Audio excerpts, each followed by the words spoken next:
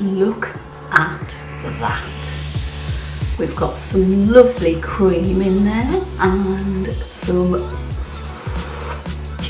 look at that. And of course, you have to go in for a second bite, don't you? Taste the chocolate and the raspberries.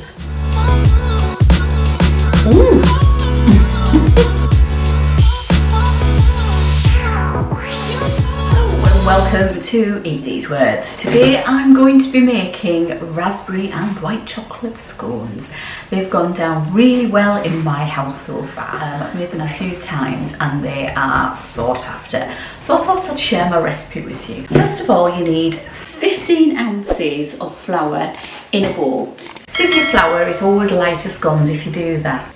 To that you need to add about 1/4 teaspoon of salt and 1 teaspoon of baking powder. So in they go. Give it a quick stir with a fork. Just fork it through. To that, I'm going to add 5 ounces of margarine. Woohoo! And that went everywhere.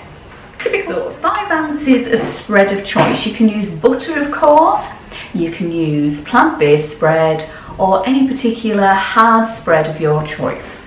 We need to get those incorporated into our flour. I'm using a pastry cutter just because I find it a bit easier and a bit quicker than using your hands. And of course you don't have the heat from your hands causing an issue with the butter and melting it.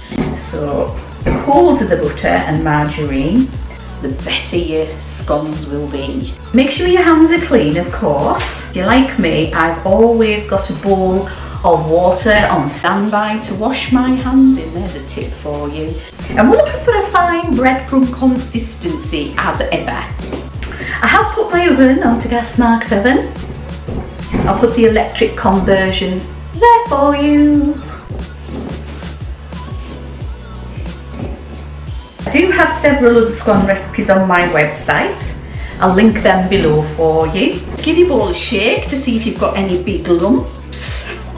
And they should all come to the top, which there isn't any there, so we're all right. Once you've got that incorporated, it's time to add your raspberries and your white chocolate. Now I have them now so that the flour covers the items that we're going to be putting in. I've got 100 grams of chocolate chunks here, which I'm putting in.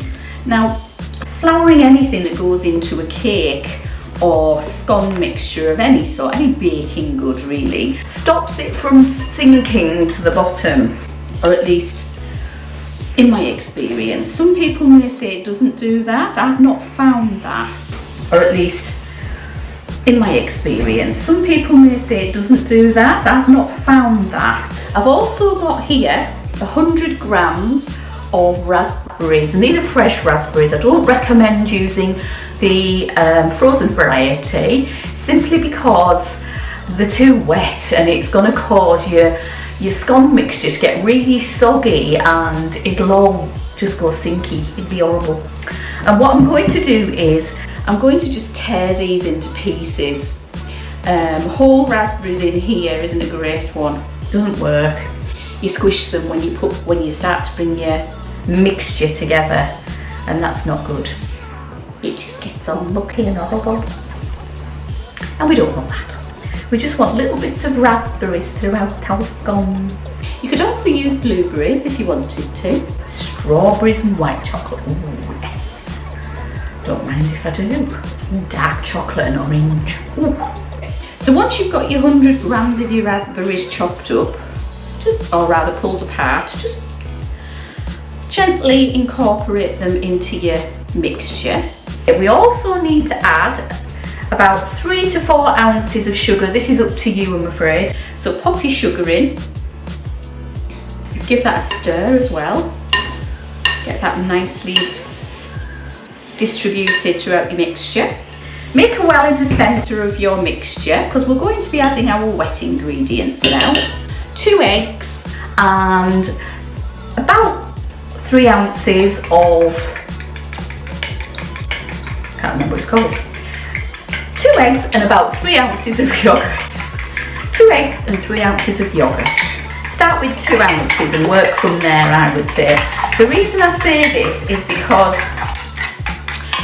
your flour, depending on the weather and where you live and the type of flour it is, can take more or less of the wet ingredients. So we'll see how we go. So that was 2 ounces in there of yogurt and 2 eggs. And we're going to mix that in.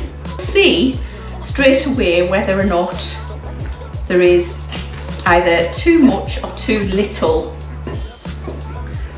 wet ingredients in your bowl. I need that to come together a little bit more, so I'm going to get some more yogurt.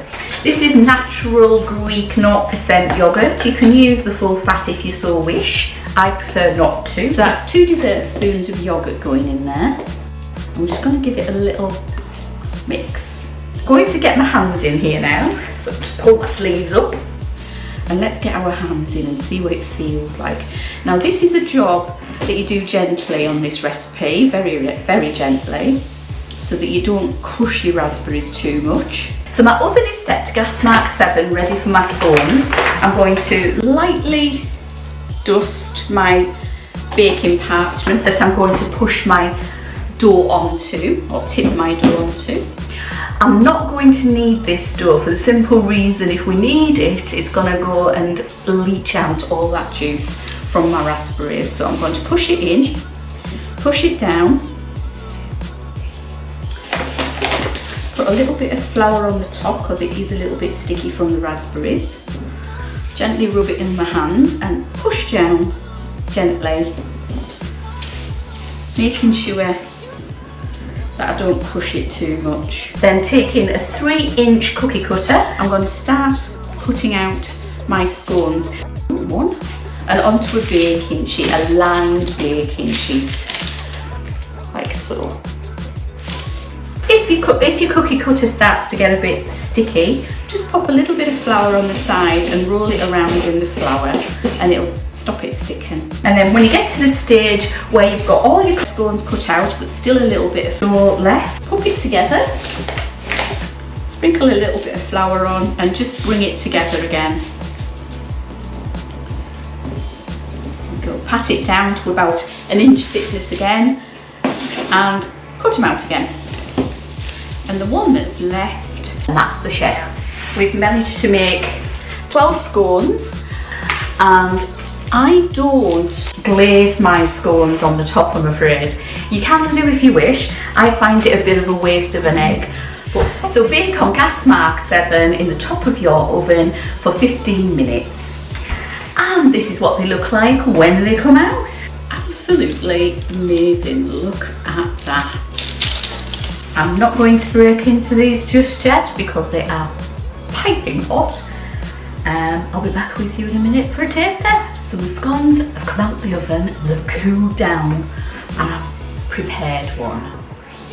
Look at that. We've got some lovely cream in there and some, look at that. Let's give it a taste.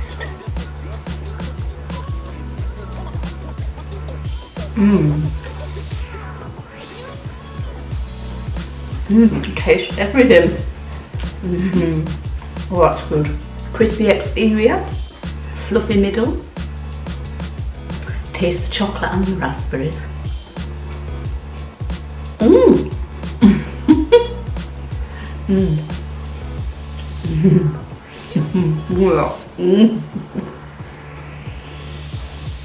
And of course, you have to go in for a second bite, don't you? If you enjoy what I'm doing, hit me up with a thumbs up. Subscribe. If you want to know anything more or have any questions about my recipes, just put it in the comments and I'll respond to you. But for now,